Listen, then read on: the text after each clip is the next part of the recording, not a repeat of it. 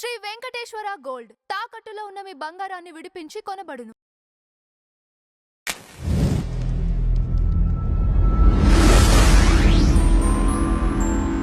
నమస్కారం. నమస్తే. ప్రకాష్ రాజ్ గారి ఓటు తొలగించారని చెప్పేసి ఆయన ఒక బయట రిలీజ్ చేయడం జరిగింది. అంటే సర్ అనే పేరుతో ఓటర్ల జాబితాల సవరణ కార్యక్రమం జరుగుతోందండి. చాలా కాలంగా జరుగుతోంది అది. సర్ అనేది ఇప్పుడు కొత్తగా తీసుకొచ్చింది ఏం కాదు. ఇంతకు ముందు కూడా ఈ ఓటర్ల జాబితా సవరణలు జరిగేవి. రైట్. ఈ జరిగే క్రమం వేరు, ఇప్పుడు జరుగుతున్నటువంటి క్రమం వేరు అనేది రాహుల్ గాంధీ విమర్శించాడు దాని మీద. అలాగే మనకి చాలామంది మేధావులు బయటకు వచ్చి సాక్ష్యాధారాలతో చూపించే ప్రయత్నం చేశారు. ఆయన అయితే ఓటర్ లిస్టు పక్కపక్కన పెట్టి మరీ చూపించాడు. మైసూరు నియోజకవర్గం నుంచి ఓటర్ లిస్టు పట్టుకొని చూపించాడు ఆయన. ఒకే అడ్రస్తో 200 ఓట్లు ఇన్కార్పొరేట్ అయినాయి, అందులో ఉన్న ఓట్లు తీసేసి. అంటే ఆ ఇంట్లో ఉన్నటువంటి 10 ఓట్లు తీసి 200 ఓట్లు తోశారు అందులోకి అని చూపించాడు ఆయన. అలాగే ఒక డోర్ నెంబర్ ఉంది, అందులో ఏదో ఫ్యాక్టరీ ఉంది, దానిలో చాలా ఓట్లు నమోదైపోయినాయి అని కూడా చూపించాడు రాహుల్ గాంధీ. ఈ ప్రాసెస్లో ప్రతి ఒక్కళ్ళు సర్ గురించి మొన్న వీళ్ళు కూడా జాగ్రత్త పడ్డారు కదండి. ఇక్కడ బీఆర్ఎస్ ప్రతి పోలింగ్ బూత్ ఏరియాలో ఉన్న కార్యకర్తలు ఈ వెరిఫికేషన్కి వచ్చినప్పుడు వాళ్ళ వెనకాలే ఉండి మన ఓట్లు ఏమన్నా పోతాయేమో జాగ్రత్తగా చూసుకోండి అని చెప్పాడు ఆయన. ఇదే మాటని జగన్మోహన్ రెడ్డి కూడా చెప్పాడు ఏపీలో. బాబు సర్ వాళ్ళు వచ్చినప్పుడు కొంచెం జాగ్రత్తగా చూసుకోండి అని. కాబట్టి ఇక్కడ కూడా జరుగుతోంది, హైదరాబాద్లో జరుగుతోంది. వాళ్ళు కేర్ తీసుకుంటున్నారు ప్రతి చోట, ప్రతి ఎమ్మెల్యే. అంటే ఇది మొత్తం వాళ్ళకి అంటే నచ్చని ఓట్లు, ప్రభుత్వ వ్యతిరేకుల ఓట్లు టార్గెట్ చేసి పీకేసి అనుకూల ఓట్లని నింపటం అనేది జరుగుతోంది అనేది విమర్శ. ఇప్పుడు ప్రకాష్ రాజ్ గారు ఆ లైన్లోనే వచ్చాడు. ఆయనకు ఓటు లేదని చెప్పారు అక్కడ. ఆయన ఇంతకుముందు ఓటేసిన చోటే లేదని చెప్పారు. దాంతో ఇప్పుడు ఆయన నిజమే, ఈ ఆరోపణలన్నీ నిజమే, నా ఓటు తీసేశారు అంటే తన వరకు తను కాక్రోచ్ మూమెంట్తో ఐడెంటిఫై అయ్యాడు. అక్కడికి వెళ్ళి రోజువారీ జస్ట్ ఆస్కింగ్ అని చెప్పి ఆయన కేంద్ర ప్రభుత్వాన్ని, నరేంద్ర మోడీని, కూటమి ప్రభుత్వాలని అంటే ఎన్డీఏ ప్రభుత్వాల మీద విమర్శలు చేస్తూ ఉంటాడు. నిరంతర ప్రక్రియ. అలాగే బహిరంగ సభల్లో కూడా రెగ్యులర్గా పాల్గొంటున్నాడు ఈ మధ్య ఆయన. ఈ పాల్గొని చేస్తున్నటువంటి ప్రసంగాలు, వీటన్నిటి నేపథ్యం నుంచి నా ఓటు తీసేశారు అనేది ఇప్పుడు ఆయన ఆరోపణ. కానీ ఇక్కడ సార్ ప్రీవియస్ ఇదే ఇష్యూ మీద ఆయన పైన నాన్ బెయిలబుల్ కేసెస్ ఉన్నాయి. అదే ఉన్నాయి అని చెప్పి ఒక ఇష్యూ అయింది మొన్నే. ఇప్పుడు ఈయన బయట ఒకటి, పాత వాటికి సంబంధించిన 2 సర్క్యులేట్ చేస్తున్నారు. అవును, అదే అది ఆల్రెడీ బయట నానిన గొడవే. అదే నానిన గొడవే. దాన్ని అంటే ఆయన ఇంటిగ్రిటీని దెబ్బ కొట్టడం కోసం మీకు 4 చోట్ల ఓట్లు ఎలా పెట్టుకుంటారండి అని చెప్పి దాడి జరిగింది.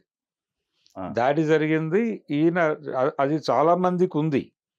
అది సవరించటం పట్ల ఎవరికి అభ్యంతరాలు లేవు. ఆ కేసులు పెట్టింది కూడా ప్రైవేటు వ్యక్తులు వెళ్ళి కంప్లైంట్ ఇచ్చిన తర్వాత జరిగిన గొడవ అది. అందుకని ఈయన ఏమంటాడంటే ఇది వాంటెడ్గా నన్ను టార్గెట్ చేసి దాడి చేస్తున్నారు అనేది ఆయన గొడవ, ఆయన ఆరోపణ. దీనికి అంటే ఎన్నికల సంఘం అది టోటల్గా కేంద్ర ప్రభుత్వం చేతిలో ఆయుధంగా మారుతోంది, కేంద్ర ప్రభుత్వం చేతుల్లో ఆయుధంగా మారిపోయింది అనేది ఒక ఆరోపణ ఉంది. ఇప్పుడు ఈవీఎంల మీద కూడా విస్తృతమైన చర్చ జరుగుతోంది. మన పరకాల వారు దాని మీద బాగానే గొడవ చేస్తున్నారు కదండి, ఊరంతా, దేశం అంతా.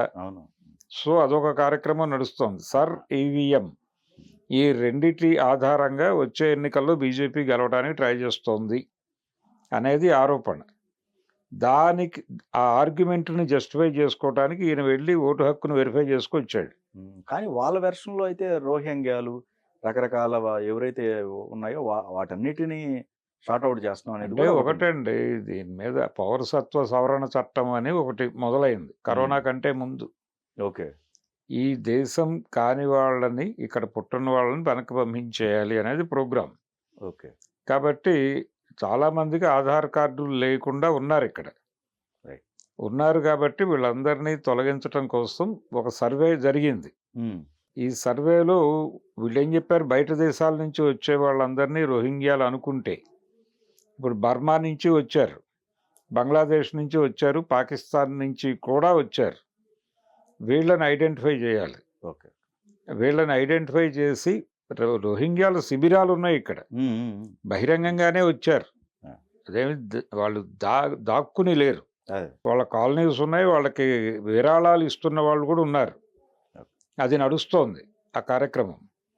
అయితే ఈ ప్రాసెస్లో నేపాల్ నుంచి కూడా వలసలు ఉన్నాయి ఇక్కడికి. ఉమ్, ఉమ్. నేపాల్ నుంచి వలస వచ్చే వాళ్ళకి మేము ఆధార్ కార్డులు ప్రొవైడ్ చేస్తాం, ముస్లిం దేశాల నుంచి వచ్చే వాళ్ళకి ప్రొవైడ్ చెయ్యం అని కేంద్ర ప్రభుత్వం ఒక స్టాండ్ ప్రకటించింది. దాని మీద క్రిటిసిజం ఓకే. నడిచింది. ఈ లోపల కరోనా వచ్చింది, అది వాయిదా పడింది. ఓకే. అది వాయిదా పడి ఇప్పుడు సర్ పేరుతో దాదాపు అదే ప్రక్రియ నడుస్తోంది. కానీ ఈ ఇష్యూలో అండి ఒక రకంగా ఇది చూసుకుంటే ప్రకాష్ రాజ్ గారు అన్ని ఐడీలు ఎందుకు పెట్టుకున్నారు? అంటే ఆయన ఎక్కడుంటే అక్కడ ఒక ఓటు ఆ, తీసుకున్నాడు. అది అది కర్ణా- అది కర్ణాటకలో. క్రైమే కదా ఇప్పుడు. అవును, అది క్రైమే. ఆ, కానీ దాని నిమిత్తం ఓపెన్గా ఆయన మీద చర్యలు తీసుకుంటున్నట్టుగా ప్రకటన ఏదన్నా చేయాలి కదండి ఏదో ఒక ప్రభుత్వం. ఓకే. కేంద్ర ప్రభుత్వం అయినా ఒక ప్రకటన చేయాలి కదా. ఉమ్, ఆయన మీద వారెంట్ ఇష్యూ అవ్వాలి కదా. ఇష్యూ అయ్యి అరెస్ట్ చేసి ఈ క్రైమ్ మీద మిమ్మల్ని పట్టుకున్నామని చెప్పడం వేరు, ఓకే. ఓకే. కానీ ఓటు తీసేయటం వేరు కదా. ఓకే. మీరు అది క్రైమ్ అన్నప్పుడు ఒక చర్య జరగాలి, ఉమ్, ఉమ్. చర్య జరగకుండా వీరు దాంతో పాటు అసలు టోటల్గా తీసేశారు. ఉమ్, ఈ టోటల్గా తీసేసింది ఇందుకోసం అని కూడా ఇప్పటివరకు ఎవరు మాట్లాడలేదు. కాబట్టి ఇప్పుడు ఆ హైదరాబాద్లో ఆయనకు ఓటు హక్కు ఉందనుకుందాం. హైదరాబాద్లో ఆయనకు ఒక నివాసం ఉంది, అవును. ఇంతకు ముందు అక్కడ ఉంది కర్ణాటకలో, రైట్. తమిళనాడులో కూడా ఉన్నాడు ఆయన. అవును. కాబట్టి ఎక్కడ ఎక్కువ కాలం ఉంటే ఆ టైంలో అక్కడ వచ్చినప్పుడు అక్కడ నమోదు అవటం ఉండొచ్చు. ఓకే. చాలా మందికి అలా జరిగిందండి. ఇప్పుడు కుదరదు అట్లా, ఉమ్, ఉమ్. ఇప్పుడు తీసేస్తున్నారు. ఓకే. చాలా మంది 2-3 చోట్ల ఓటు హక్కు ఉన్నోళ్ళు, 2-3 చోట్ల ఓటు హక్కు ఉన్నోళ్ళు ఉన్నారు, ఓకే. కానీ అవన్నీ తొలగిస్తున్నారు ఇప్పుడు. ఓకే. ఈ తొలగింపు ప్రక్రియలో భాగంగానే ఇది బయటకు వచ్చింది ఈ వార్త. దాన్ని ఆధారంగా కొంతమంది కంప్లైంట్లు ఇచ్చారు. అంటే ప్రకాష్ రాజ్కి వ్యతిరేకుల సంఖ్య తక్కువేమీ కాదు, గణనీయంగానే ఆయన వ్యతిరేకులను కూడా సంపాదించుకున్నారు. ఈ సంపాదించుకున్న వ్యతిరేకులందరూ కలిసి కేసులు వేశారు ఆయన మీద. అంటే ఆ ప్రీవియస్ది ఏదో బయట పెడుతున్నారు వాళ్ళంతా ట్రోల్ చేయాలి. అదేనండి, ఆ పాతదే అది అదే. బయటకు వచ్చింది. ఇప్పుడు ఈ సర్ ప్రక్రియ ప్రోగ్రాంలో భాగంగా అది నడుస్తుండగానే ఇవన్నీ బయటకు వచ్చినాయి. బయటకు అదే. అక్కడ ఓటు హక్కు ఉంది, ఇక్కడ ఓటు హక్కు ఉంది అని బయటకు వచ్చింది. ఈయన అప్పటికి తిరుగుతున్నాడు, ఓకే. ఢిల్లీ జంతర్ మంతర్ దగ్గరికి అక్కడికి తిరగటం మొదలు పెడుతున్న టైంలో వచ్చిన వార్తే అది. వచ్చింది అప్పుడే డిస్కషన్ జరిగింది బయటంతా, ఈ 4 చోట్ల ఓటు హక్కు ఎలా పెట్టుకున్నాడు అని. సరే ఇప్పుడు తెలిసింది కదా తీయించేసుకుంటాను అన్నాడు ఆయన కూల్గా. ఓకే. అయిపోయింది ఆ స్టోరీ. ఇప్పుడు అసలు ఎక్కడా ఓటు లేదు అంటున్నాడు.